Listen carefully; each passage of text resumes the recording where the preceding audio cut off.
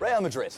It was all going so well for Zinedine Zidane. 4 draws. It wouldn't be a disaster for most managers in world football, but at the Santiago Bernabeu, it probably is. Now, all of a sudden, you're without Sergio Ramos for a long period of time, over a month, we're guessing, and then you've got Modric and Casemiro out as well, away at Betis on the weekend. This is a problem, isn't it? Yeah, Ramos is an absolute leader on this team and means so much to Real Madrid, but they can cover his absence better than they can that of Casemiro, of Modric, and even maybe Marcelo.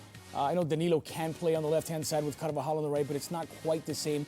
And so just the Ramos thing just sort of adds to some of the issues in the tactical puzzle that Zinedine Zidane now has to solve. I still think that the absence of Casemiro, to a lesser extent Marcelo, are probably bigger misses, not for their talent, obviously. Ramos is one of the most talented players on the Real Madrid squad, but in terms of the balance of the squad and not fracturing to have that essentially 6-4 that tends to happen when Casemiro isn't there to help out in defense.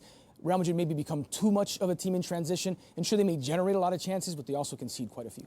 Yeah, in a way, I'm just trying to figure out what Zinedine Zidane might actually do in that midfield as well. He's shown some trust in Kovacic, hasn't he, at times this season as well, just to maybe slot into that deep-lying playmaker role in the place of Modric, potentially? This is not a new debate either. This is something we were talking about even before Rafa Benitez took over, and there did seem to be a lack of balance to Real Madrid's starting 11.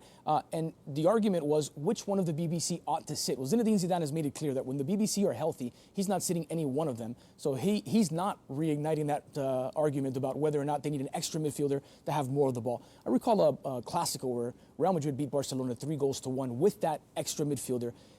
They took the ball away from Barcelona, which is not something a lot of teams manage to do.